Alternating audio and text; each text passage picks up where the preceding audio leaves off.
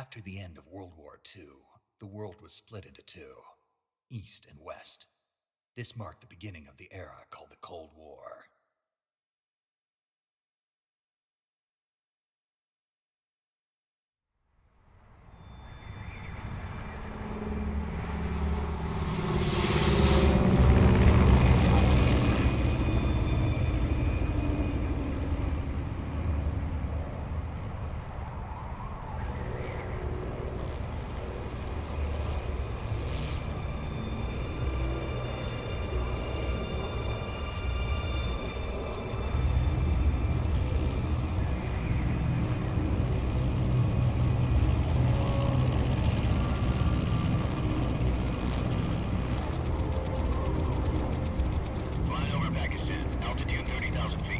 Approaching Soviet airspace. 20 minutes to drop off. Commencing internal depressurization. Equipment check. Arm main parachute. All right. Ready to go. Drop zone still showing a high pressure mass. Cav okay. Good. We've got high visibility.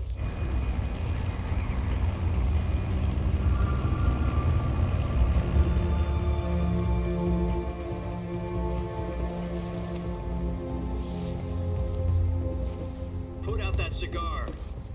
Connecting oxygen hose to interior connector.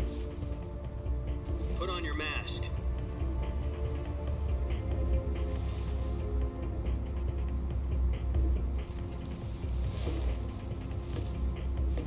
Does this panty waste know what he's doing? Approaching release point. 10 minutes to drop off. Hey, are you deaf? He said put out the cigar and put on your mask.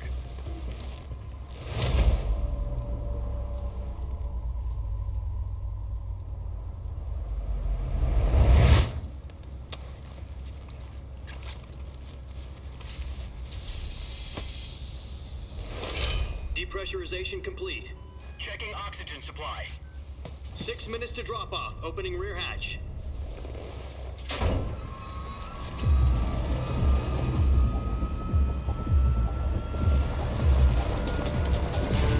Sunrise.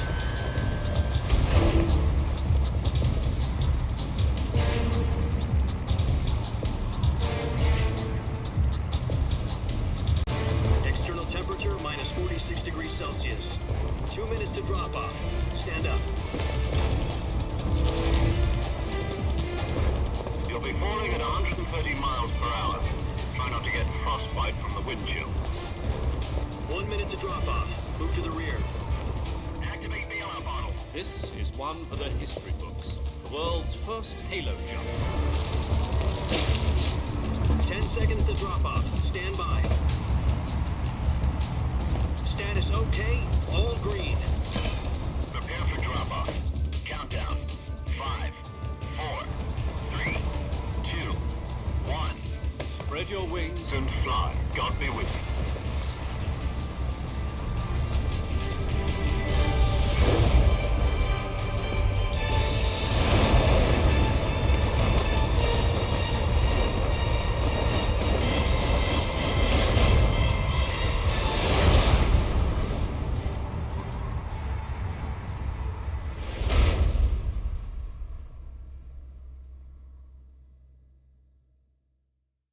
Jack, I've got some important news.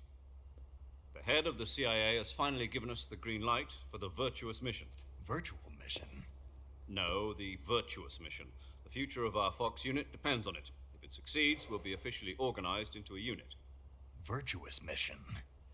Sounds like some kind of initiation ritual. You know, don't get cocky. This isn't a training op. Right. So what exactly is this wonderful mission?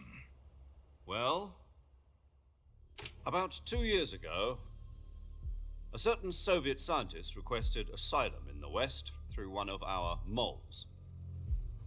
His name is Nikolai Stepanovich Sokolov. He's head of the OKB 754 Design Bureau, one of the Soviets' top-secret weapon research facilities, and the East's foremost expert on weapons development. Sokolov? Isn't he that famous rocket scientist? The very same. On April the 12th, 1961, the Soviets achieved the first manned spaceflight in history. The Earth was blue, but there was no God. Well spoken. The rocket that carried Yuri Gagarin into orbit was the A-1, known as the Vostok rocket. Sokolov is said to be the man most responsible for the multi-engine cluster used in that rocket. After Gagarin's flight, Sokolov left rocket development to become the head of the newly established Design Bureau. From a lowly technician to head of a design bureau, that's quite a success story, so why do you want to defect? It seems he'd become afraid of his own creations. Afraid? Call it a crisis of conscience. And for that, he left his country and his family behind and went over the fence? Not exactly. One of his conditions was that his family was also to be taken safely to the west. We used a mole to get the family out first and succeeded in sneaking Sokolov over the Berlin Wall shortly afterwards. I was the one who conducted the operation. The security on the eastern side was still full of holes back then. Then what? We got Sokolov over in one piece, but the whole ordeal had left him exhausted, and we checked him into a hospital in West Berlin. It took him 2 weeks and more than 600 miles to get from the research facility in the Soviet Union to Berlin. He was in no condition to say anything coherent. And it was only a week later that we had something much bigger on our hands. The Cuban Missile Crisis. October the 16th, 1962, President Kennedy received word that the Soviets were in the process of deploying intermediate-range ballistic missiles in Cuba. The President demanded that the Soviets dismantle and remove the missiles. At the same time, he announced a naval blockade to prevent further missile shipments from reaching Cuba. But the Soviets didn't back down, instead placing their armed forces on secondary alert. Soviet transport ships carrying missiles continued on course towards Cuba. US and Soviet forces went on alert for an all-out nuclear war. Frantic negotiations were conducted through the UN's Emergency Security Council and unofficial channels to end the hair-trigger standoff. Finally, on October the 28th, the Soviet Union agreed to remove its missiles from Cuba, and so the world avoided a nuclear holocaust. But in order to get the Soviets to pull their missiles out, we had to make a deal. You mean the one where the US agreed to remove its IRBMs from Turkey? No. The Jupiter IRBMs deployed in Turkey were obsolete, and we were going to get rid of them anyway. They had no strategic value whatsoever to either the US or the Russians. The Turkey deal was a ruse, a cover story that was fed to the other intelligence agencies around the world. So what did the Russians really want? Sokolov. They wanted us to return Sokolov. You mean the Soviets pulled out of Cuba just to get their hands on Sokolov? That's right. What the hell was he working on? At the time, we had no idea. We were running out of time. It was either give up Sokolov or risk full-scale nuclear war. In the end, we had no choice. President Kennedy gave in to Khrushchev's demand. The next day, I got Sokolov out of the hospital, handed him over to agents on the eastern side. Sokolov kept on screaming, "Save me," until he disappeared from my sight. Then a month ago, we received some new information from one of our moles. About Sokolov? Yes. He was taken back to the research facility and forced to continue working on the weapon in question under KGB supervision. What's more, it's on the verge of completion. So what kind of weapon is it? Something to do with space rockets? No, missiles. Same technology. I guess you're right. We don't know the details, but it appears to be a new kind of nuclear device. For half a year now, the Soviets have been conducting frequent nuclear tests at Semipalatinsk. Something to do with the weapon, I assume. We're talking about a secret weapon so big that Khrushchev was ready to pull out of Cuba to get it back. Is Sokolov still in the facility? No. According to our intelligence, he's in Selinoyarsk, a place in the mountains about 3 miles to the west that's known as the Virgin Cliffs. The Virgin Cliffs. Nice name for a virtuous mission. They moved him there just recently. Why? Apparently, they're conducting a field test of the weapon, but it's our best chance to get him back. This mission would never have been possible if he was still in the research facility. This is our last chance. Sokolov must have known that too when he contacted us.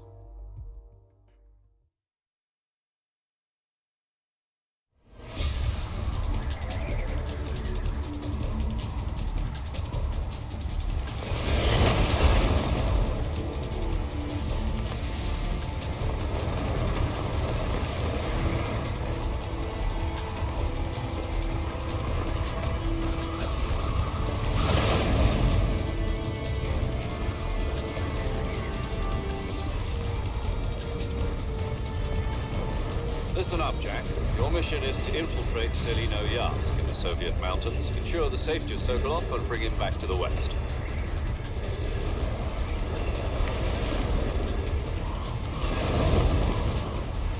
If we don't get Sokolov back before that weapon is complete, we'll be facing a major crisis. The clock is ticking.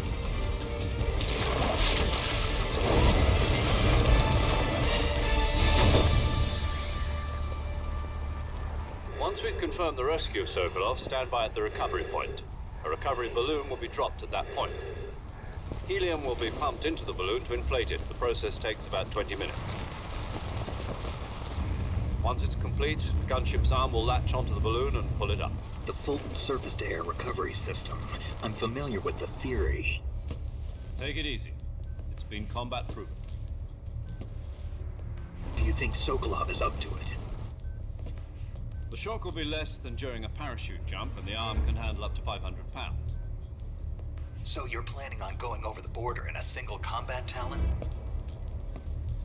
She's equipped with two 6-barrel 20mm Vulcan cannons, as well as two 40mm machine guns. Sounds like she could hold her own against a battalion of tanks. Even with the fuel in the reserve tank, we're facing a 4-hour time limit. If all goes well, it shouldn't take more than a few hours. Home in time for dinner. But if anything goes wrong, you'll be eating dinner, breakfast, and all the rest of your meals in the jungle.